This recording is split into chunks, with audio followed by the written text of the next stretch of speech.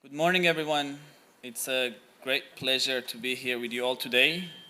My name is Arash Bordbar. I work with UNHCR, the UN Refugee Agency Education Section, focusing on tertiary education and supporting our 15 by 30 strategy, which you will hear more right now. This session is a very interesting one. It's something that we will talk about. How do we really get to support refugee higher education? What are our priorities? What are our actions? What practical examples can we give based on different pillars under the 15 by 30 strategy that we set? I'm going to quickly introduce our wonderful panel that we have, and then I'll let them to basically expand a little bit on the work that they do and where they are contributing to the 15 by 30 strategy. So first, we have Jennifer Dwyer, who is the Senior Technical Manager at Education Above All. Amanda Kelleher, who is the Director at Luminous Education based in Jordan. Shai Rashif, who is the President of the University of the People. We have Arifa Pahlevan, who is the Coordinator at Presidency for Turks Abroad, or YTB. Shaima Al-Sharif, who I've got her name wrong, it's with a Y, I apologize here. Who is a Sudanese born in Jordan and now is based in Italy as part of the Progetto Mediterraneo or Mediterranean project. And Manal Stalgaitis, who leads the global tertiary education at UNHCR. And she's my boss, so you gotta clap for her. So let's just begin. I think it would be very interesting to just get an overview of what do we mean by 15 by 30. This is going to be a very interesting interactive session, and we will have time for Q&A. So I encourage you all to ask any question that you have and basically interact with our panelists as much as you can. So without further ado, I'm just going to pass it over to Manal to talk us through the 15 by 30 strategy. I'm not sure which one we have to try. So there's a couple of things to say, I think, before I get into the presentation. The first is that higher education has not commonly been part of humanitarian response, which is why I sort of say that, you know, it's our job to make it more part of the general discourse and dialogue when we're talking about emergency response, when we're talking about refugee education. So, you know, for decades and decades, access to primary education and then, you know, sort of less so access to secondary education is very much considered an imperative. This is what we do in the first 3 months of displacement. This is our obligation. You know, tertiary education has never been a priority, right? We do basic needs and then we sort of think about the other things decades later when people find themselves in refugee camps or in urban settings past secondary school with nothing to do. So when we're talking, I've got this thing now. So when we're talking about 15 by 30, what that refers to is in 2019, when we set the last global education strategy, refugee enrollment in higher education was at 1%. The next year it went to 3, then 5, and this year we've posted 6%. So the goal then is to achieve 15% enrollment of young men and women who are refugees by 2030. And just to remember that the global average amongst non-refugees is 40%. So we're not even trying to achieve parity. We're just trying to get more people into college. In many places, as you know, many of the countries that many of you are from, enrollment is much more like 70% or even 80%. In some places in West Africa, however, it's more like 2% on average. So, you know, the refugee education falls somewhere in the middle towards the bottom. But the goal for now is 15%. We've got 7 years. Can you do the next slide, please?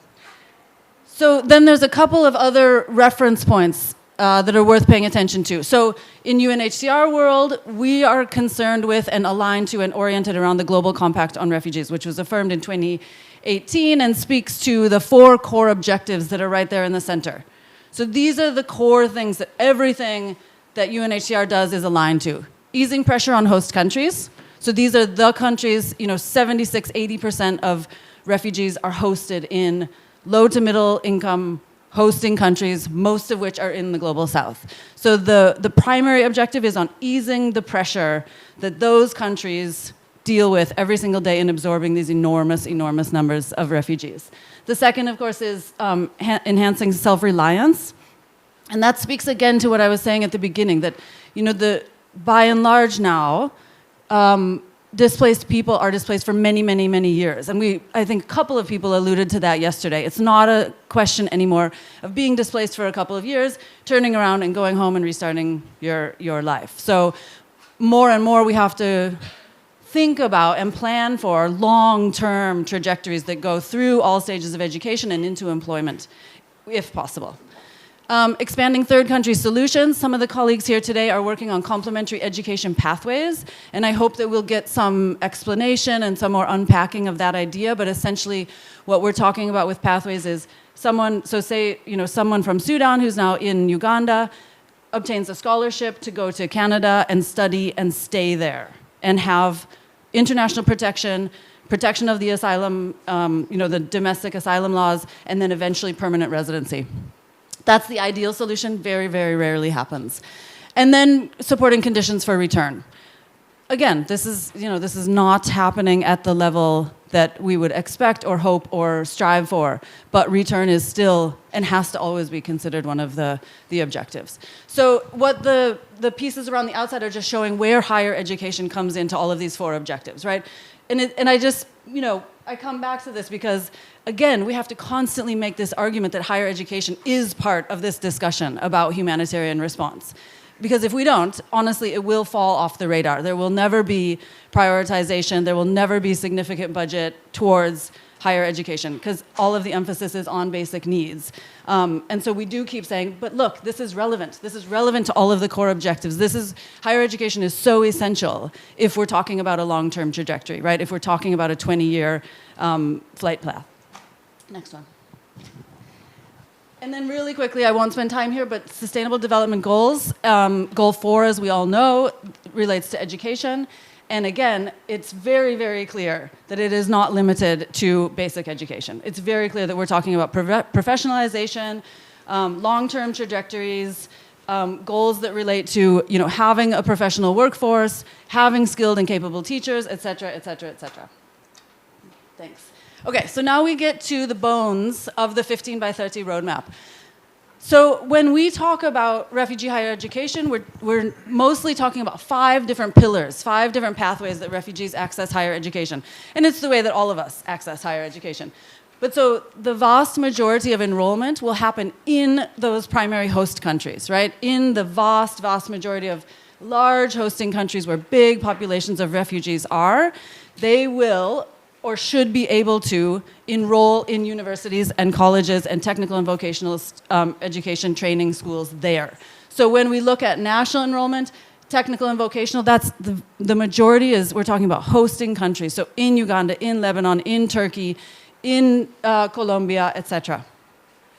And in order for people to be able to do that, they have to have the right to access education. They have to be able to access on the same terms as their national peers, which means, not higher fees because they're considered foreigners. So this is where we're talking about removing or minimizing all the barriers that do prevent so many people from accessing higher education. Connected higher education, Shai is going to talk about much more and knows much better than I do. But it's again, one of these sort of untapped pillars of access to higher education. And what it refers to is online or blended or distance learning, all of these methods that came to the fore in the past few years. We experienced learning remotely in the situation of COVID. And so now all of a sudden, all of this technology and skill and methods have just come pushing, I think, to the front of the ways that we're thinking about how greater numbers of people can access higher education. So I look forward to hearing some more about that. UNHCR scholarship program. So as you've probably heard, many of the young leaders who are here with us today, or some of them I should say, have gone through what's called the DAFI scholarship program. And this is the UNHCR tertiary education scholarship program that we've been running for 30 years. And so for us, it really is the cornerstone of what we do. But it's very, very small numbers that we're talking about. So this year, for example, there are 8,000 young people enrolled in the program, but that's in comparison to 3 million, who should theoretically have access to higher education. So it will continue to be the foundation and the cornerstone of everything that we do, but it's a very, very small number, and it will never scale to the level that we need, which is why we then look across these 5 pillars.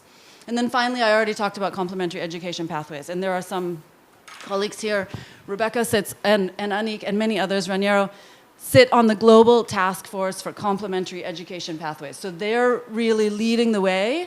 We're going to hear much more about the Unhcr program that's here, active, working in Italy. We've got 2 students here, as I mentioned yesterday, who have just been admitted and have arrived to begin their studies here in Italy. So we'll have plenty of time to understand more about how those programs work. Okay. So I won't spend time on this. I want to get to the panelists, but you can just have a look. I'll just touch on the challenges. So one of the real key challenges that I think we can't overlook is that while there is investment in secondary education options and opportunities, not enough young people are completing secondary education in refugee contexts. So secondary education is not generally of high enough quality for young people to be prepared for higher education. There are not enough places. There are not enough secondary schools in refugee hosting areas. So it is, I think, really important. If you look at the last few global reports that Unhcr has put out on education, it's really sort of dismal, the state of refugee education at the secondary level. So this is one of our challenges and one of our priorities. The other piece is data. It's very difficult to collect tertiary education enrollment data for displaced populations. It's not centralized at any national level. It's very ad hoc, depending on individual scholarship providers, individual universities. And so it's really a question of pulling together lots of different data points. And I think it would be really interesting. Our colleague Duncan is here from Times Higher Education, and he's, works very, very, I think, in a very detailed way on data. And we need to pull in all of our partners and colleagues and experts who have that kind of expertise, because the tertiary education data challenge is one that we have not figured out how to crack. And then lastly, I think financing I don't have to explain, but I will reflect yesterday on what Becky and Roberta and others had said, that the challenge really is aligning global financing, right? We're never going to have enough individual scholarships to achieve our goal. That's not the aim. The aim is to create national systems that are capable of absorbing more refugees, right? National systems that are financed and quality and have enough spaces, et cetera, so that refugees can participate on the same terms as their national peers. I think that should be it. Next one. Great. So it is my great pleasure to announce an initiative that we are going to be kicking off over the next few months. And this is the first time that we've probably said this in public.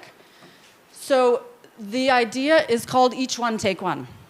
And obviously we don't mean that each university should take one refugee scholar. What we mean is each university should take 10 or 100 or however many they can. But this is what we're calling it. So I look forward to discussing more. I'm not going to go into it now. But we see this, Each One Take One. We hope that this is the galvanizing call that will create momentum for every single institution, partner, colleague to find some way to engage with tertiary education for refugees, right? So it's intended to say, you can help us by doing research on forced migration. You can help us by taking in displaced scientists and scholars. You can help us by creating scholarships. You can help us by supporting student activism on camp that is, that works towards welcoming campuses, et cetera. So we will be working all together. This is not a UNHCR initiative. This is an initiative with us and many, many partners.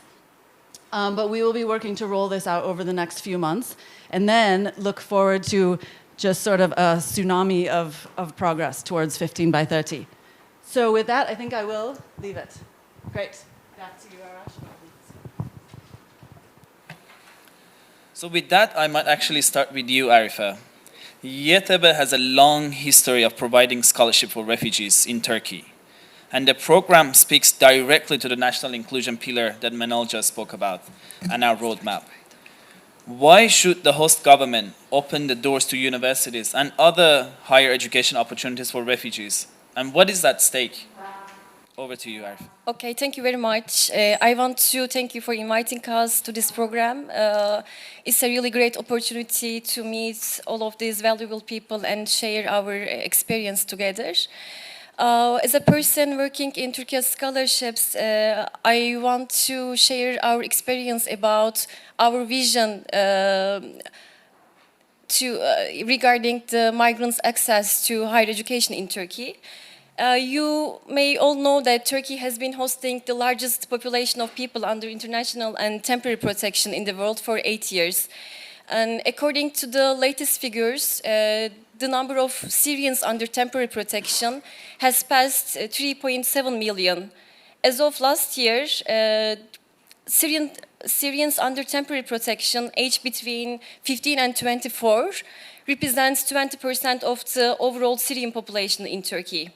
That means that we have thousands of students at the age of higher education.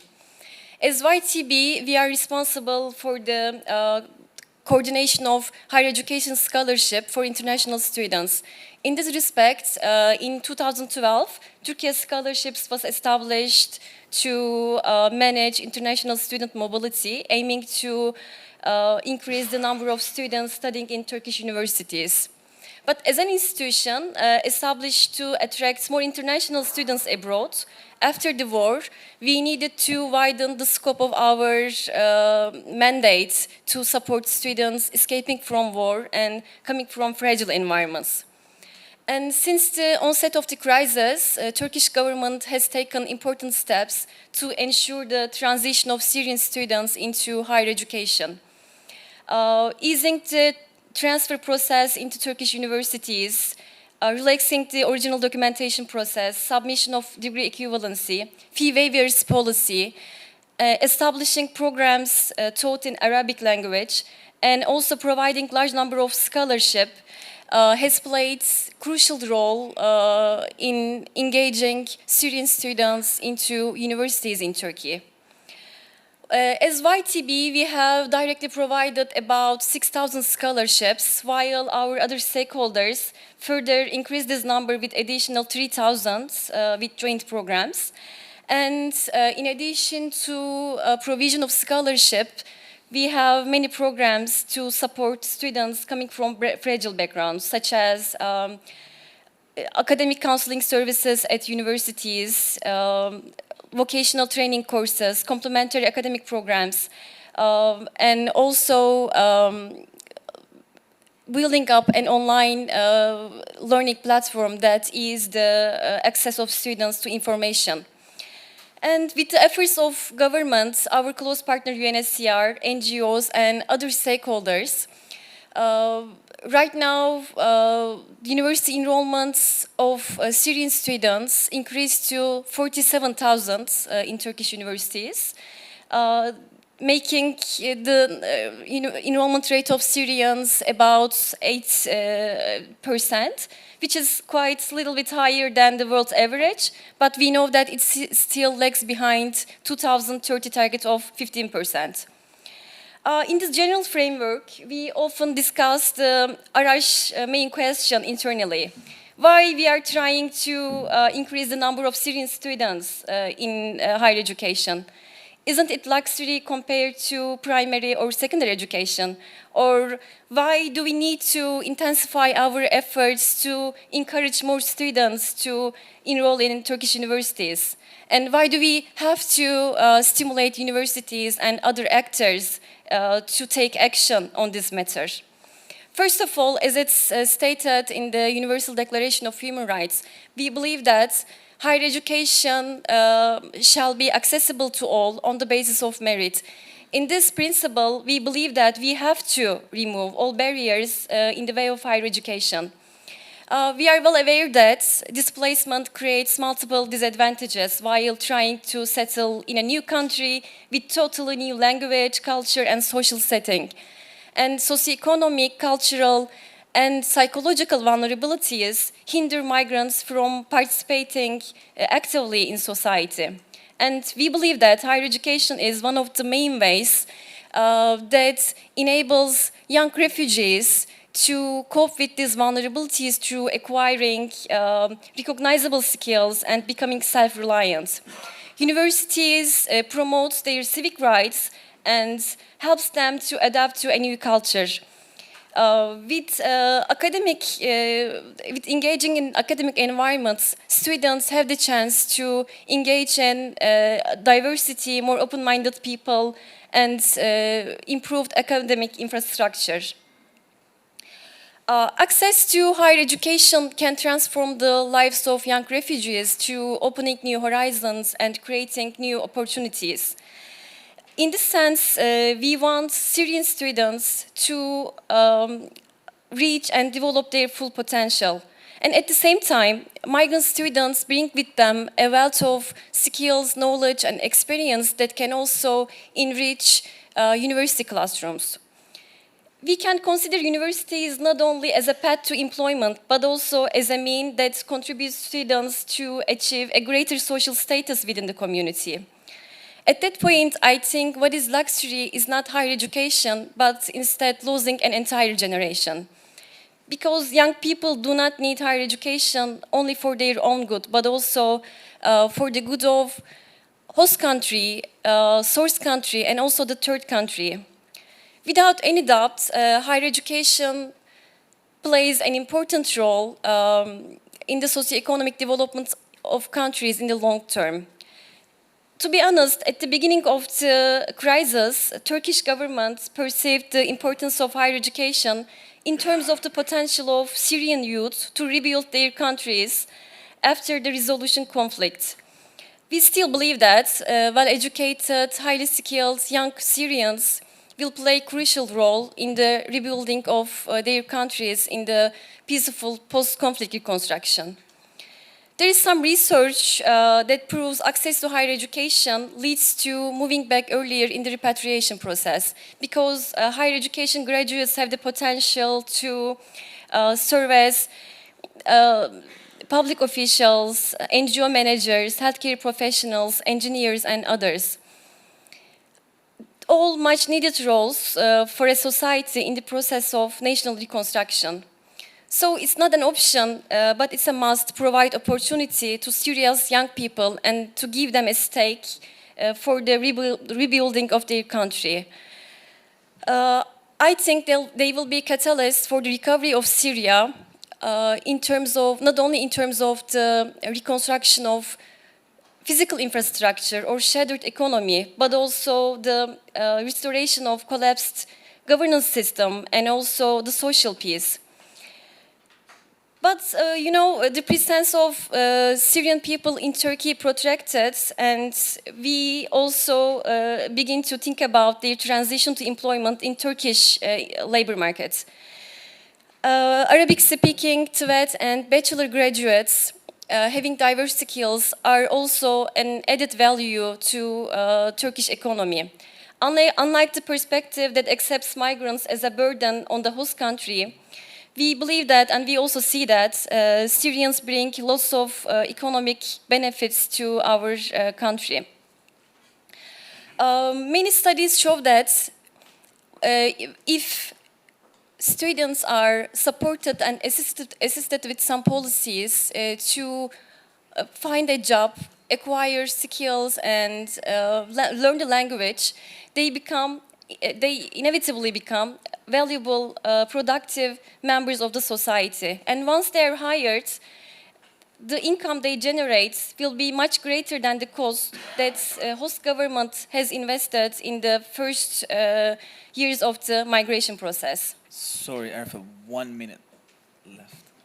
Okay, I'm trying to be fast. Okay, and I'm shortly want to talk about the difficulties that we are having in the fields nowadays. Global economic crisis, unemployment, the weakening international response, and also the cancellation of fee waivers policy in Turkey may reverse the progress that we have achieved so far. From the surveys, we know that many refugee students do not even consider to enroll in higher education programs, and many of our students drop out universities because of financial difficulties. And after the cancellation of fee waivers, students who are not placed in universities with central university exam need to pay tuition fee that is, I think, higher than most of the budget of students. And despite the increased needs, there is fatigue among international donors, resulting in reduced support for the refugee response in Turkey. Unlike the first years of crisis, our priorities are not food security, shelter, and access to health. Now we need to tackle with the challenges in education, transition to employment, and raising the living standards of refugees. I want to finish my part by underlining that we continue our efforts in higher education as it's an important tool to empower individuals, societies, and countries. But I need to stress that we need more sustained and coherent international responsibility sharing to ensure a solid ground for the development of young generations. Thank you very much. Thank you so much, Arifa, and I apologize for being strict on time. We started, unfortunately, a little bit late, so I'm going to kindly request if other panelists also would be able to go straight to the point and be a little bit shorter. But this was really interesting. I mean, there's a lot to talk about on national inclusion. We've heard a lot on the challenges, but also on the positive and contribution that students can have in their national system, and also to have the opportunity to basically rebuild their own nation. Yesterday we heard from Nilab that thinking about higher education as a refugee is difficult. And education is a basic human right, so it should not be a privilege to have the right to it. With that, I would encourage you to basically talk to Arifa further if you would like to have more information. And I'm going to move on to another interesting topic on connected education. So I'm going to move to you, Shai. University of the People has an interesting model on accessible higher education that maybe some of our colleagues won't have the full picture of what does it really mean, how does it work. And we consider it as a very important contribution towards the 15 by 30 pillar on connected education. Can you give us an idea of how the system works and why it really suits refugees? Thank you, and thank you for, can you hear me? You can. And thank you for inviting me. It's a great honor to be here.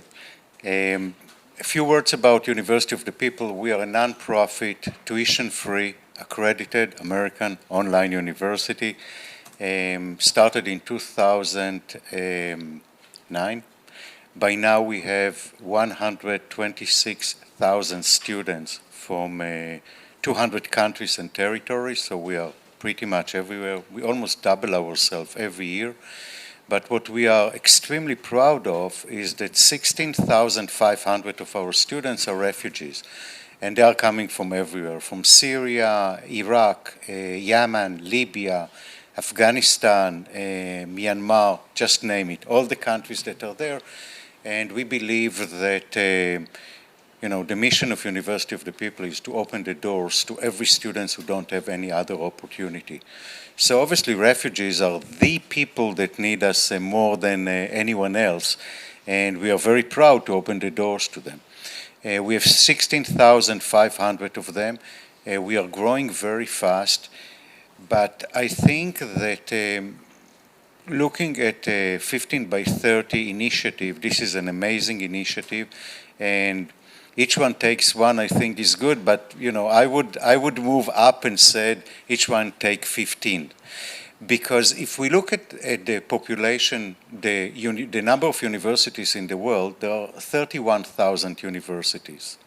If each one of them will take 15 students, we are going to resolve the 15 by 30. We will have about over 450,000 refugees that will attend higher education, And when you think about it, there is no university in the world that can say, we cannot accommodate 15 refugees. Every university can accommodate 15 refugees, and if they do so, we meet the challenge of UNHCR, and I think that we should do it. Because as my colleague said, educating refugees is first of all a human right, and they deserve to get the education, and they deserve to have a better future. But when we help them, we don't only help them. We help their families, we help their communities, we help their host countries. If they go back, we help their native countries, and we help ourselves. Because when we give them the education, we help us. And by the way, talking only about the universities, exposing the students to refugees is actually opening their eyes to the world, opening their eyes to different culture, different way of thinking, but also different life circumstances. So I believe that we should all do that. We do it at University of the People. I don't think that every university can accommodate 16,000 refugees. We don't expect them to do so, but 15 they can. And by the way, just to go back, we do it because we are fully online, because students can study from anywhere, anytime. We're asynchronous. We enable students to take any path they want. Sometimes we even describe ourselves as a university in a box, because you study with us and you can move with us to any location you are in, and that's exactly what refugees need. So that's us in a nutshell, and if you want to know more, I'll tell more later, but I want my colleagues to be able to speak as well. So here we are. Thank you. Thank you so much, Shai. I think you've given us so much confidence and energy that we might actually go to 30 by 30. You know, just if we could all double our effort. I think you're an early signer for each one take one or each one take 15. So Yeah, definitely. we actually signed to have 25,000 students by 2030. I guess we'll get to much more than that, much sooner than 2030. Yeah. Great. I mean, to that, let's double our effort on reaching out to more refugee students. Very interesting, and thanks for being quite practical and bold on universities can actually make that happen. And no university can say we don't have the space to accommodate 15. And it's not that they have to put extra chairs, it's really creating a more inclusive classrooms, and to be aware that there are people in their society to basically engage and have the need to. Next one, I'm going to go to Amanda. Your institution does incredible work on creating inclusive technical and vocational education and training access for refugees in Jordan. What direction would you like to see TVET training goes? And why is it relevant to conflict-affected situation and people? Over to you, Amanda. Thank you, Arash, and thank you for inviting me here. And I'm very pleased to be with you all and look forward to the conversations over the next few days. Let me, first of all, I suppose, introduce Luminous Education. We are private sector, for good, for profit, which is, I think, probably the rarity in the room. But we focus on education for employment or for self-employment and for low and middle income youth. And the for good, for profit is a very important focus for us. Our CEO, his family came out of Palestine in '67 and has lived the life of a refugee. So for us, making sure that youth, especially those who are less well off, have an opportunity to earn a livelihood and better themselves is a very important mission for everybody. I suppose the direction we'd like to see TVET taking, well, I'd like, I suppose, to share with you some of the directions we're taking and that we have found have worked. And hopefully others might find those useful as well.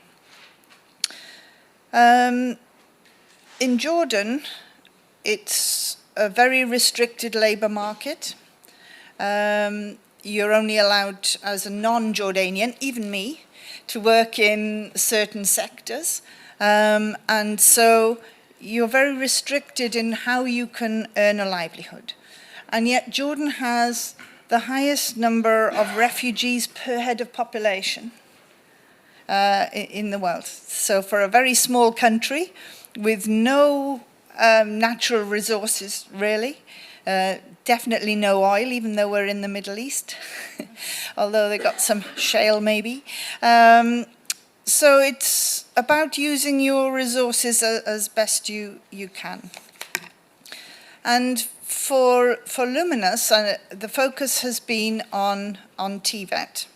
And TVET is often seen as the poor cousin, and something you do if you can't possibly do something else.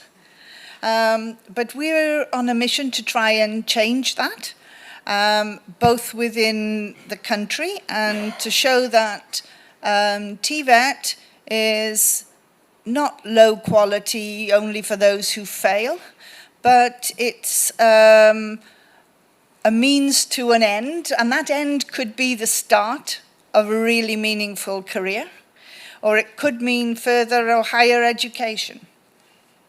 So we're trying to change the perception of TVET, not just with students, but with parents, employers, government, and so on. It's a whole range of things there.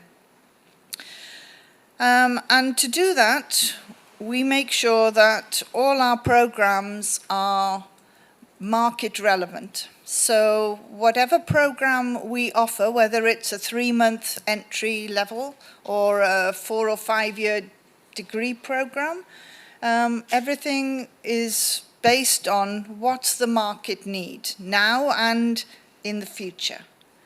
And that's what we develop, not just technical skills, but the soft skills that go along with it as well. Because we have fee-paying students as well as scholarship students, and we feel we have a responsibility that if somebody spends their hard-earned cash with us, then there should be a return on their investment, and for most of them, that return is a decent job. So we see it as our responsibility to make sure that if they study a program with us, that's what they can have at the end of it. So I think one thing for TVET to do is to make sure that you're relevant in the marketplace. Yes, and that whoever comes out can get a job. Now that job could just be the start of something. So I think TVET has the responsibility to build pathways. And this is, I think, especially relevant for refugees who've had disrupted education, who don't finish secondary school, as Manal said earlier. We find we have a lot of scholarships, but we can't find refugees, especially who have the basic skills to come in and do a higher national diploma or whatever. So we're building pathways.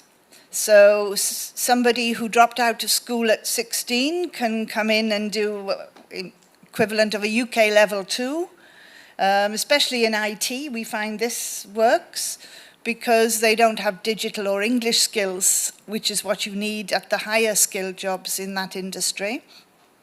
But you can come in at level 2, gain the skills, gain the English, get a job at the end of it in IT maintenance or networking or something, or you can go on to the next level and improve your English, improve your skills, and so on. And then you can go software engineering, whatever. But it's about providing that entry point, okay? Because not everybody can enter into higher education directly, especially if you've not had the best education to date. But most young people, in our experience anyway, if they're given the chance and they're engaged in something that they enjoy, then they are willing to put the effort in. So I think TVET has a responsibility to provide that pathway to higher education. as well. And to make sure that that pathway is meaningful, we also ensure that the programs we offer are accredited. We heard a little bit yesterday about having accreditation and so on. So we offer a UK qualification, or it's Pearson, so it's recognised in about 70 countries, and we offer a pathway through that. Now that helps us in a number of ways, and that can help the students too. One, the standards are always updated, so we know that they're relevant, and maybe we have to change a little bit for local context. Two, there's recognition. There's recognition on frameworks. So if you move to Canada or the US or Australia or wherever, then your qualification has a currency and a value. And it has that with the governments, but also with employers. And so for a refugee who, by the nature, is often on the move, that accreditation and having that standard is great. It's also good, we find, for motivation, because a lot of the people who start studying haven't had a very good experience with education. And so when you say you must, education's great, their experience has not been very positive. But by gaining an internationally recognized certificate, boy, does that do something for the motivation. Suddenly there's something there that means something. But it also means they can get a job. They don't have to go on and study. So they could get a job, work for a bit, and then move on. So you're giving them, I think, the flexibility to progress according to their circumstances and their need. Okay. Nilab said yesterday she wanted to find a way of moving forward. Okay. And I think TVET can help with that. Not everybody can do a degree first off. One, the funding is very difficult and very small numbers. And two, not everybody has the capacity. But I think TVET has a role to facilitate that pathway and to allow people to develop, come back into education, fund themselves. Okay, so it doesn't always have to be about having a scholarship. The initial scholarship maybe gives you the leg up, the foot on the ladder. Okay, but I think TVET can help by providing that pathway to higher education.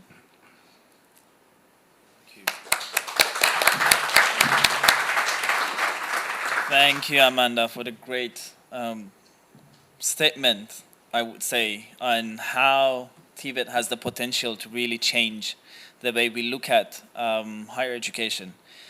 It doesn't only provide technical skills or market relevant, and you said that it's actually focusing also on soft skills, which is really interesting and important. And you've touched on something that we don't often talk about, is the perception of the students or the community or their family on TVET, which is something probably we have to talk more, I believe.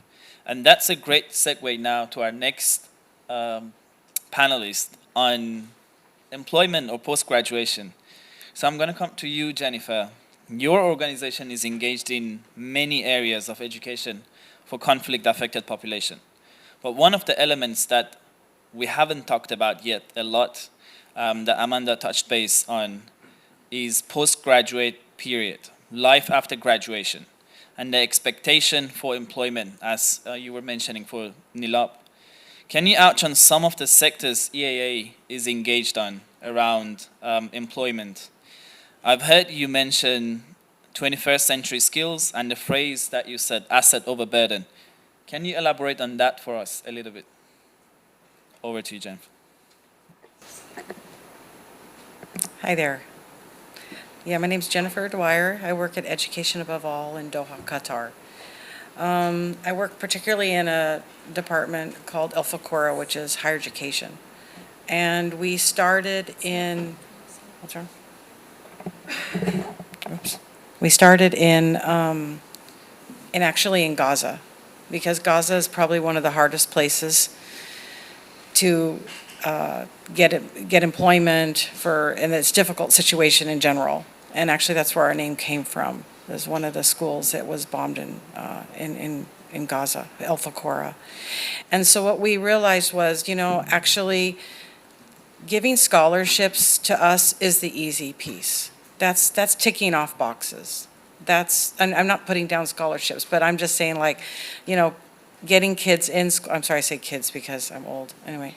So getting kids in scholarships, we found out from our labor market survey and the survey that was on employers was, there's so many young people who have degrees, but they're not worth hiring. I mean, that's what they told us. They don't know how to listen, they don't have the soft skills, the 21st century skills. And it's kind of like, okay, well, because we really wanted to listen to why aren't you hiring when there's a glut of educated individuals, young people in Gaza. So what in looking at employment, we have to begin with the end in mind, and that is, what do employers need? So outside of looking at the context, the sector, labor market survey, what we realized is we really had to put energy into each one of those students. And higher education is expensive. That's just reality, though I need to talk to University of the People because it's really expensive for us. Anyway, we've given around 8,000 scholarships, and about half of those have gone to refugees over the last 10 years. So the thing is that for example, our first 300 we said they were really severely marginalized, their family, but we found out by bringing those students in that they weren't really interested, by us filtering and assessing, they were not really making the difference we wanted in the world. We really wanted the young people to be civic-minded, to care about neighbors, to have empathy, to have interest in society. And so we ended up changing the way we assessed applicants. And we started, it's called Selection for Success. And then they're involved, outside of doing your typical vetting on poverty, GPA, all the, we didn't do any like written essays, because a lot of people, they're like, hey, everybody writes the essay for them and turns it in. It's like, okay, yeah, I got that. So what we started doing is actually putting in the ones who got to that were vetted into actual practical activities and being evaluated based on how are they working together with each other, because we can only find that out like by watching them. So is it my way or the highway? And we stopped calling it civic leadership, because leadership can be really narcissist, and it's like we called it civic engagement, because we didn't want people who say, I'm a leader, my way or the highway. So we were looking for all of that, because in the end, you're investing a lot of time and money into these individuals, and you want to make sure that you really got the ones who are going to give that ripple effect. And so we decided, so that's kind of how beginning first is, what kind of students are you looking for? Are you looking for individuals who actually want to change the world around them, even when it seems hopeless? Because like in Gaza, you would think, it's an open air prison, it's got to be hopeless. Well, after we started this process, we really invested in 21st century skills, making sure that they had the wraparound student services, that they were individuals, they were cared for, listened to, because in the end, one person can make such a difference in the world, in their neighborhood. And it's absolutely phenomenal. But you can't do it ticking off boxes. Your heart really has to be in, there has to be methodology. So when you beginning with the end in mind, and that we found out from our students in Gaza, that, and I'm not trying, this is not about us blowing our horn. It was about that we really feel grateful that it actually worked, over 10 years, because that's how long we'd been incubating it, And basically we have at least 35% higher employment rate in Gaza for our students. And I talk to a lot of the kids and I say, well, why did you get, this one young woman, she came from a family of 8 girls. And she got the scholarship and then she got a job to be an RN. And I said, but how did you get that job? There's so many RNs out there, who are unemployed in Gaza. What made it that you got that job? Why are you better off? Because, understanding all the little nuances, understanding all those little tiny things, you're going to do a better job. And so she said that, well, told them I'm an Alpha Cora student. I was like, wow, does it really carry that much weight? And she's like, yeah. And the internships, like everything we've done, we've really had the great opportunity to do it in a really sincere method and lots of listening to the students. So what I say is, it's not just the number of scholarships you awarded, but did you reach out to the right students? Did you actually, like in Con Eunice, did you actually go out with a van and have a speaker? Because they have no internet, they have no electricity. So what have you done to reach the super disadvantaged? Have you really done what it takes? Have you listened to the students and families to make sure that what you are mobilizing in your plan is actually from the very beginning working? So, that always asking them, how could we have done it better? Why didn't we reach you? So I think I'm probably done with my time. One more minute, okay. So there was this one young man, Bedr. I was talking to him the other day. I like to talk to them. I like to listen to them, even the graduates and stuff. I like to find out, how could we have done better? And I said, how did you learn about our scholarship? And he said that my dad heard it on the radio, because you kept going over and over and over on the radio, because that was one of the plans for outreach when you do a communication plan, is very, very important if you really want to meet the target. And I said, wow, so if your dad didn't have the radio station on, you wouldn't have gotten us, you wouldn't have known about our scholarship, so bad on us, so what did we do wrong? So if you're really looking to help refugees, if you're really looking to help the super disadvantaged, you have to first start with, where are they? Do they have access to internet? Can they fill out the applications? And assume nothing and listen to them, because they're the ones who are going to tell you the best way to get there. So.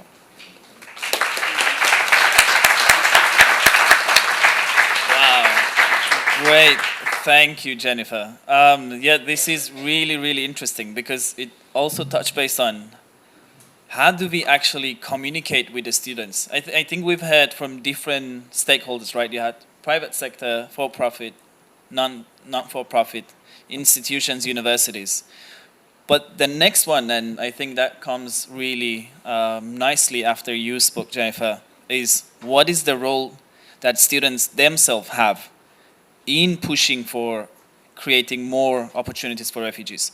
Both, students with refugee background and non-refugee background. And I think we have a session workshop at 4 p.m. today, and I guess it's taking place here, on student mobilization. So I encourage you all to attend and to basically learn and engage to see what is the role that they can play. And that brings me into the next speaker, to hear from Shaima. You have a very interesting journey, and I think you can talk really on the complementary education pathway that we mentioned as well. And the question that I wanted to pose is, how did you apply for this opportunity? What were other opportunities that existed, if any? And we were just talking before the session as well on the contribution that you have had in the country and in the university that you're in. I think before passing the mic to you, I wanted to say sometimes we hear that we need to give voices to refugees, but I think they do have the voice.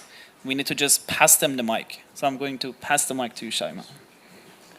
Thank you so much, Arash. First off, I want to start off with saying thank you. It's a really pleasure to be here, and I'm really happy to represent refugee students and universities. Answering to your questions, I will start off with why did I choose to come to Italy? Basically, a simple answer to this question is I wanted to get the education that I deserve after finishing my high school, and simply just to build a future, to have something that I look up for. Because being a refugee and dreaming about future is really unclear. You really don't see what's going on, so you just wake up in the morning and you don't know what's going to happen in the evening, so it's just very unclear. So being here makes me look up to the future that I will be having for tomorrow and the day after and for the longer future. And for the options that I had before coming here, in fact, I didn't see any options, or if I can say, any opportunities to contribute in universities. And that goes for me being a refugee. Yes, there is a lot of scholarships, and there is a lot of universities that host refugees to study in, but it was hard to find sources and people who could help you to be in these universities. And for stuff that I can bring to the universities in Italy, and it's one of the main points that we can bring to universities in general, which is diversity. I will speak about my university, Luis Guido Carli. It is based in Rome, and the main point in this university is diversity, and every student in each university is different. And me as a refugee, I am also different from all other students, and I go there to represent myself as a refugee and also as a student. And thank you so much.